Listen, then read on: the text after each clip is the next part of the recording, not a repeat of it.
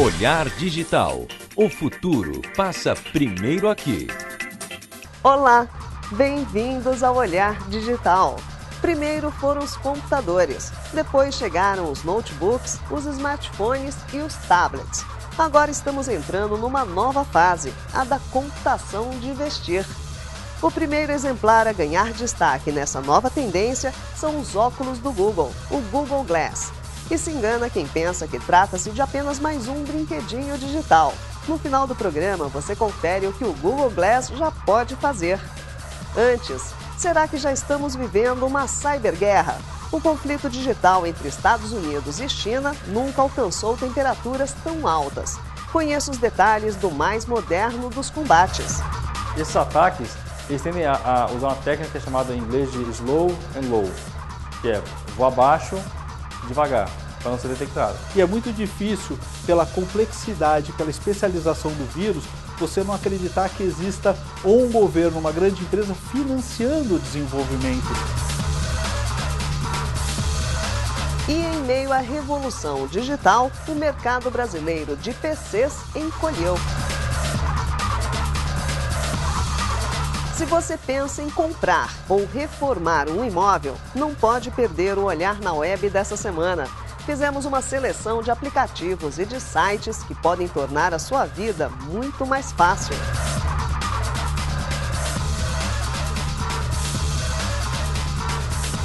Tecnologia e medicina. Vamos conhecer os últimos avanços da era digital para a oftalmologia. Então você consegue hoje pegar os dados quantitativos e você consegue que isso te ajude, inclusive, a colocar isso no laser. Isso substitui o ato cirúrgico, que é um ato que acaba sendo técnico. O Olhar Digital está começando.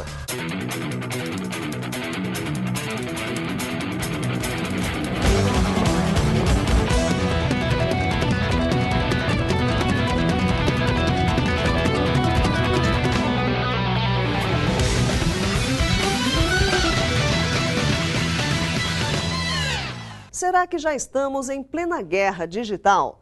Nas últimas semanas, China e Estados Unidos trocaram acusações cada vez mais pesadas sobre invasões e fraudes virtuais. Conheça os detalhes desse novo tipo de combate, que promete se tornar cada vez mais comum e que pode sim atrapalhar a vida de todos nós.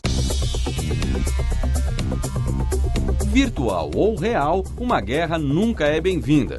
No início desse ano, os Estados Unidos acusaram a China por uma série de atentados hackers ao país. Do outro lado, os chineses negam qualquer acusação e dizem que as vítimas são eles, alegando que 2 dos principais sites militares chineses foram submetidos a cerca de 144 mil ataques hackers por mês em 2012 e que a maioria dessas ameaças teria vindo dos Estados Unidos. Recentemente, hackers chineses invadiram as redes do The New York Times. Segundo especialistas em segurança, os ataques usaram métodos consistentes com os serviços militares da China. Todas as senhas corporativas dos funcionários foram roubadas e os invasores tiveram acesso a informações confidenciais do jornal. O The Wall Street Journal também afirmou no mês passado que seus sistemas sofreram ataques de hackers chineses. O objetivo da invasão, de acordo com o jornal, seria monitorar a cobertura que o periódico faz da China. O governo de Pequim vem sendo acusado por vários governos e empresas de realizar, por anos, espionagem cibernética. E a má notícia é que previsões de empresas de segurança cibernética dizem que, de 2013 em diante, isso deve virar tendência. Os conflitos entre nações, organizações e indivíduos desempenharão um papel fundamental no mundo virtual. Ou seja, parece que estamos cada vez mais próximos de viver uma inédita cyberguerra. Nós temos hoje vírus de computadores que se infiltram dentro de instalações fabris, matriz energética, com a finalidade de controlar dispositivos que fazem parte dessa matriz, e é muito difícil, pela complexidade, pela especialização do vírus, você não acreditar que exista ou um governo, uma grande empresa financiando o desenvolvimento. Para entender, cyberguerra é a interação entre duas nações com o uso de armas cibernéticas, na qual o principal alvo é a infraestrutura crítica daquele país. Pode ser um dano causado, por exemplo, a fornecimento de energia elétrica, a controle de sinais de trânsito, a tráfego aéreo, sistema financeiro, a alguma coisa que tem a ver com poderio militar. Então, tudo isso vão ser softwares maliciosos que vão ser utilizados para causar algum tipo de problema, algum tipo de dano a uma infraestrutura dessas críticas que o país tem. Podemos definir cyberarma como um código malicioso bastante potente e bem elaborado com um fim muito específico. Em 2010, empresas de segurança digital desvendaram o Stuxnet, a primeira cyberarma de que se tem informação. Tratava-se de um supervírus com o propósito específico de interferir no processamento de enriquecimento de urânio no Irã. Ele causou dano físico, destruiu milhares de centrífugas e causou um dano para aquele país. Vários países hoje já têm tecnologia e capacidade para criar esse tipo de arma cibernética e utilizar aquilo do jeito que ele acha que é mais interessante. Ao mesmo tempo, a maioria dos países, se não todos, já adotaram mecanismos e estratégias de defesa cibernética. Hoje, o que mais se discute em relação à segurança da informação é o acesso a informações de inteligência, para assim prever, antecipar e bloquear qualquer tipo de ataque ou tentativa de invasão. Ele não quer ser detectado, ele quer infiltrar, quer capturar o máximo de informação possível para que depois essa informação seja utilizada, seja vendida para oferir lucros para o dono do vírus, enfim, para o comandante do ataque. Esses ataques, eles tendem a usar uma técnica que é chamada em inglês de slow and low, que é voar baixo e devagar, para não ser detectado. Em geral, as empresas demoram meses para detectar que foram invadidas, porque essa invasão é muito silenciosa.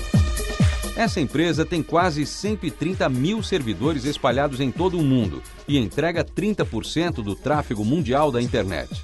Além de acelerar e distribuir conteúdo, a empresa trabalha com órgãos públicos e privados para garantir a integridade da web. Mais do que isso, com base em toda essa informação coletada em tempo real, a companhia é capaz de monitorar não só o tráfego, mas também todos os ataques de hackers por regiões em todo o mundo. Consegue debelar uma parte desses ataques, protegendo a internet como um todo e os seus clientes, e também pode fornecer informações para essas entidades e empresas que cuidam da segurança internacional, para que elas também tomem medidas e contramedidas no sentido de proteger o tráfego da internet. O pior é que, como qualquer guerra, esses conflitos virtuais também podem afetar os cidadãos, digamos, civis do país atacado. Os inocentes sofreriam exatamente com a queda de serviços da infraestrutura básica da região. Imagine, por exemplo, um ataque desligar toda a energia de cidades inteiras, ou ainda deixar indisponível o sistema financeiro de todo um país por período indeterminado. Caos total. O Brasil também tem uma estrutura para defesa contra ataques virtuais. Com a responsabilidade de sediar grandes eventos e estar no centro das atenções, a preocupação por aqui é grande. A gente conversou com um dos principais responsáveis pela manutenção da segurança virtual no país, o general José Carlos dos Santos, do Centro de Defesa Cibernética. Acesse o link logo abaixo do vídeo dessa matéria e confira a entrevista exclusiva. Acesse e fique por dentro.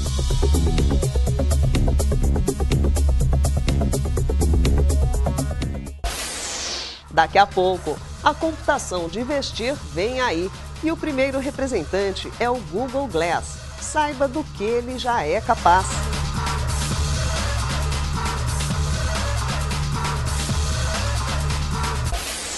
E a nossa super seleção de sites e aplicativos para a compra ou a reforma da sua casa.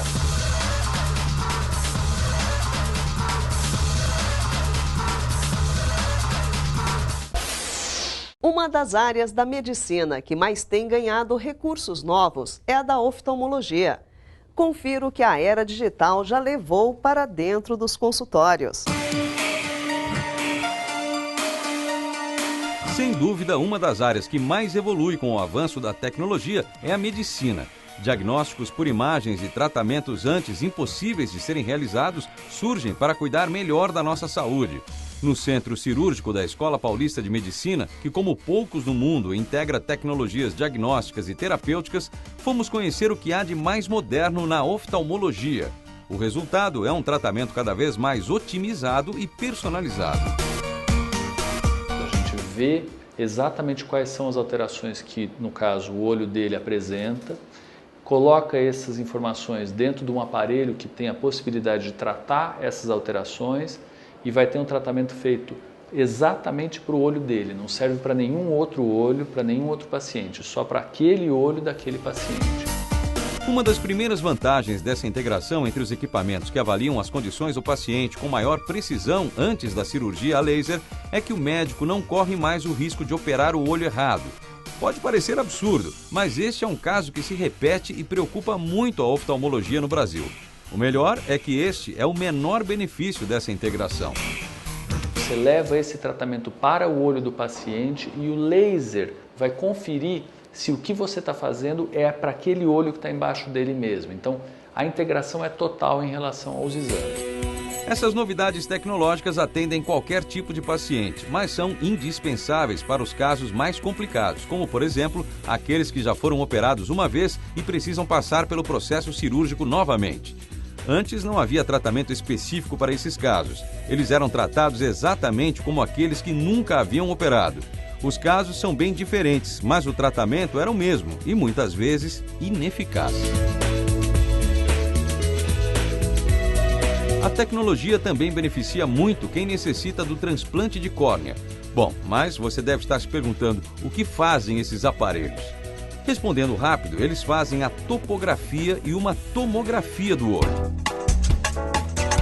O primeiro usa 3 câmeras e a emissão de luzes em círculos concêntricos. A córnea, superfície que separa o mundo exterior do interior do olho, reflete a luz dos anéis e a imagem captada é analisada instantaneamente por um software específico que avalia milimetricamente a deformação daquela superfície.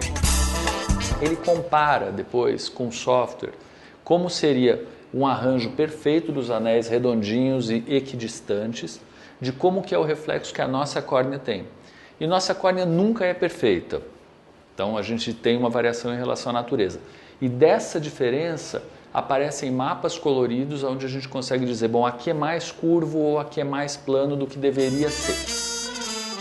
O segundo equipamento faz uma tomografia do olho, ou seja, usando uma fenda de luz, analisa as várias camadas do olho, desde a córnea, passando pela íris, pupila e chegando até o cristalino. O que ele faz é um exame de lâmpada de fenda que roda, então vocês vão ver rodar essa fenda daí, e computadorizado. A gente tira uma foto, e aí são, na verdade parece que é uma foto, mas são 36 posições de rotação, como se eu estivesse rodando essa fenda, e depois ele integra tudo isso e tira uma imagem tridimensional da superfície anterior da córnea, da posterior, da íris e do cristalino. O resultado desses 2 exames é transferido para o equipamento a laser, no qual o médico vai realizar a cirurgia.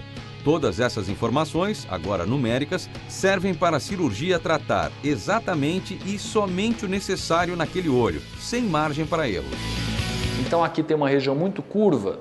No tratamento com laser, o laser tem que tirar tecido dessa região muito curva. Se for muito plana, o laser vai tirar também tecido, porque ele não põe tecido, de uma região periférica, para essa região que era muito plana, parecer mais curva, porque a periferia ficou mais plana ainda, então ele vai comparar uma coisa com a outra e vai ficar mais curva. O ideal, segundo o Dr. Shore, é usar esse equipamento antes e depois da cirurgia. No início, para definir o que deve ser feito com precisão e, posteriormente, para avaliar o resultado da operação. O mais legal de tudo isso é que esses equipamentos estão em uma universidade pública de São Paulo, na Escola Paulista de Medicina. E esse tratamento de primeiro mundo está disponível pelo Sistema Único de Saúde do governo. Para ser operado com toda essa tecnologia, o paciente deve passar por uma análise socioeconômica que comprove que ele não tem condições de arcar com os custos da cirurgia e pronto. Todo o tratamento é feito sem qualquer custo.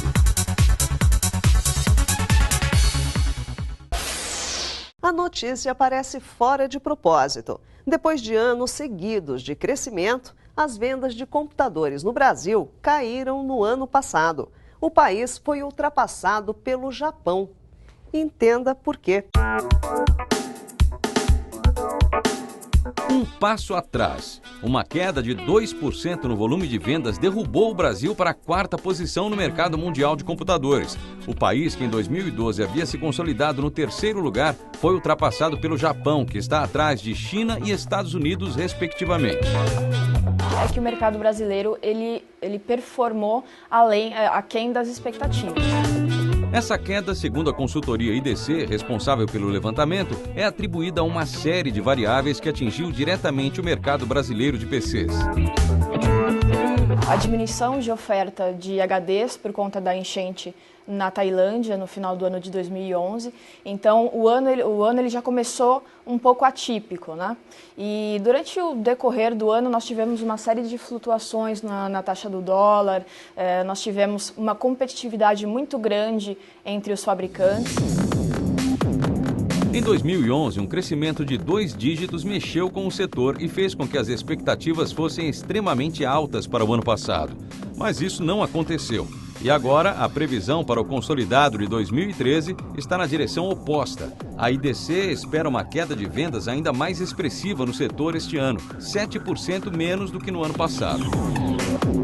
O mercado brasileiro, já nesse momento, ele já atinge o seu ponto ótimo de maturidade, né? Então, o que eu quero dizer com isso é que nos próximos anos, muito possivelmente, nós não vamos mais acompanhar um crescimento de percentual de 2 dígitos, por exemplo. A se manter flat, diminuir a curto prazo e a um médio e longo prazo aumentar, mas com percentuais bem reduzidos realmente.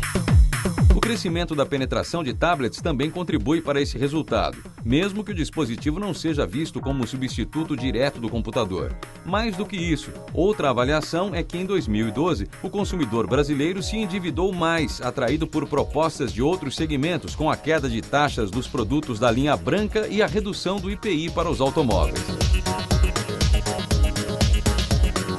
Mas, voltando aos tablets, a IDC também acredita que, por ainda se tratar de um dispositivo relativamente novo e de menor valor, os consumidores acabam postergando a compra de um novo computador, o que também faz a diferença. De certa forma, a preferência nesse ano de 2012 pela compra de smartphones e de tablets, ela impactou parcialmente o mercado de computadores. Apesar da previsão pessimista ou simplesmente realista, mesmo com a queda nas vendas, o Brasil pode voltar a ocupar a 3ª posição nesse ranking mundial este ano. Isso porque o Japão já é um mercado muito maduro e, consequentemente, um crescimento nas vendas de PCs aconteceria de forma ainda mais lenta. Somado a isso, a diferença entre os dois países é de apenas 80 mil peças vendidas, ou seja, é difícil prever essa oscilação. Mas é possível dizer que o país não deve perder mais posições. Logo abaixo do Brasil vem a Rússia, mas a diferença anual no volume de vendas de computadores entre esses dois países é de 2 milhões de unidades. No link que segue logo abaixo do vídeo dessa matéria, você pode conferir todos os números desse levantamento. Acesse e confira.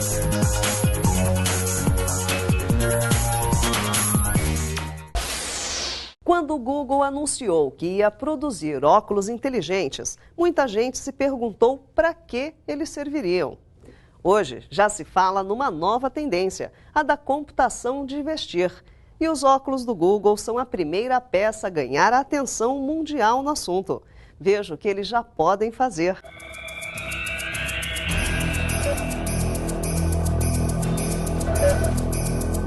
Se você acompanha o Olhar Digital, certamente já ouviu falar do Google Glass. Se não, a gente explica.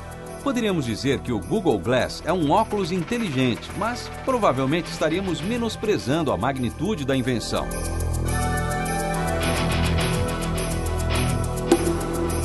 No mês passado, um vídeo foi divulgado mostrando algumas funcionalidades dos óculos. Claro, por ser um dispositivo inédito e inovador, muita gente ficou de boca e olhos bem abertos. O Google Glass projeta uma pequena tela logo acima do campo de visão do usuário. Ali, aplicativos podem mostrar mapas, músicas, previsão do tempo, rotas e até fazer chamadas de vídeo, tirar fotos e, ao mesmo tempo, compartilhar tudo através da internet.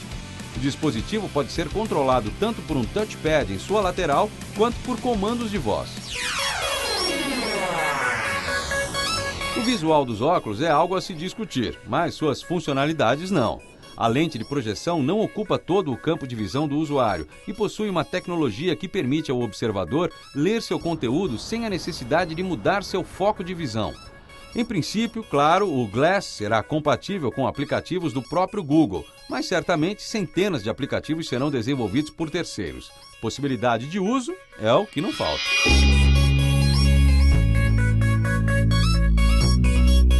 Além de todas essas funções que mostramos, há funções bem legais já previstas para o Glass.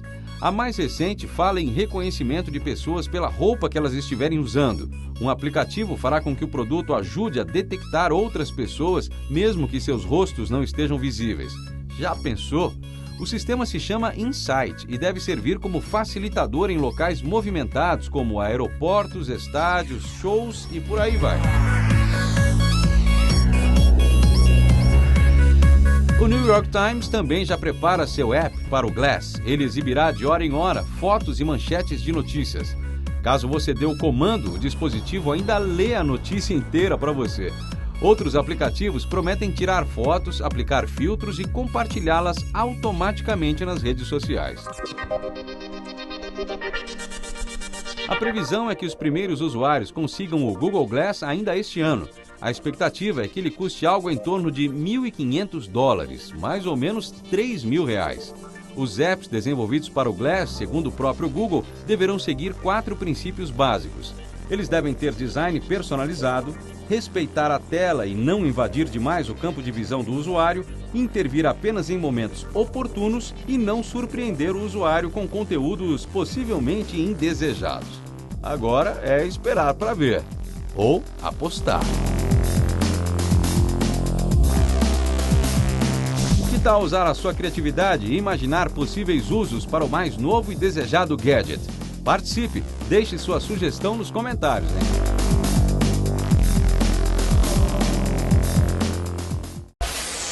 Todo mundo que ouve falar em reforma já pensa na dor de cabeça, no tamanho da conta e no tempo que tudo vai levar. Mas já existem vários recursos digitais que podem ser mais que úteis na hora de dar cara nova à sua casa. Confira!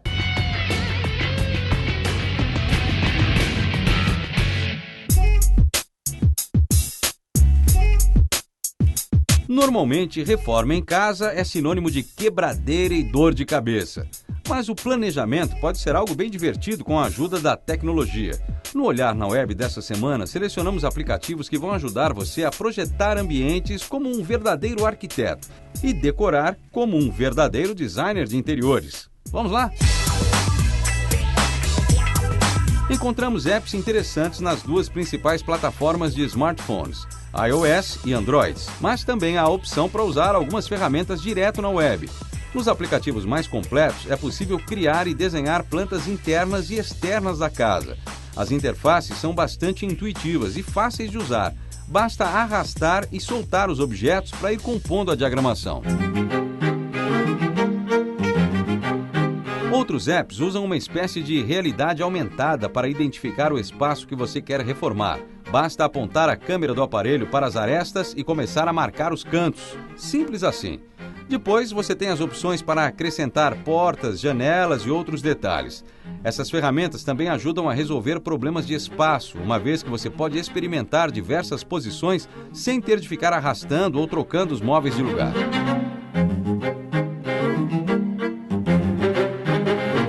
Há também aplicativos que substituem ferramentas importantes em qualquer reforma.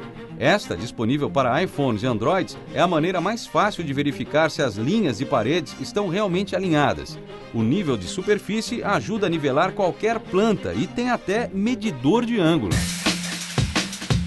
Encontramos também uma série de apps com dicas e sugestões para você reformar ou decorar sua casa ou apartamento. Inspiração é sempre bem-vinda, né? E se você quiser garantir iluminação, esse outro aplicativo aqui usa a realidade aumentada para mostrar o caminho solar no ambiente. Muito interessante. Se não para uma nova construção, até mesmo por pura curiosidade. E aí, será que assim a reforma fica um pouquinho mais descontraída? Bom, os links para você ter acesso a todos esses aplicativos estão logo aí abaixo do vídeo dessa matéria. Acesse, confira e, literalmente, mãos à obra.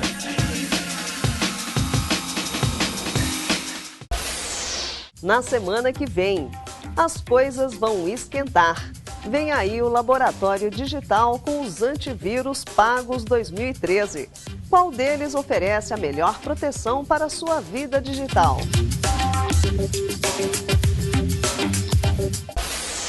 Continue com a gente durante a semana. Todo dia tem vídeo novo e a melhor cobertura do mundo da tecnologia para você.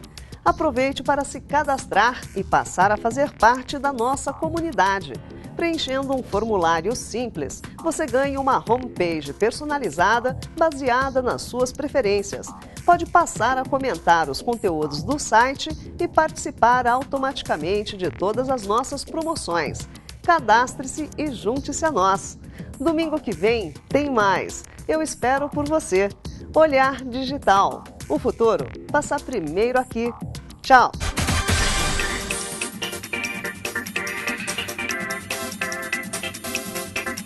Olhar Digital. O futuro passa primeiro aqui.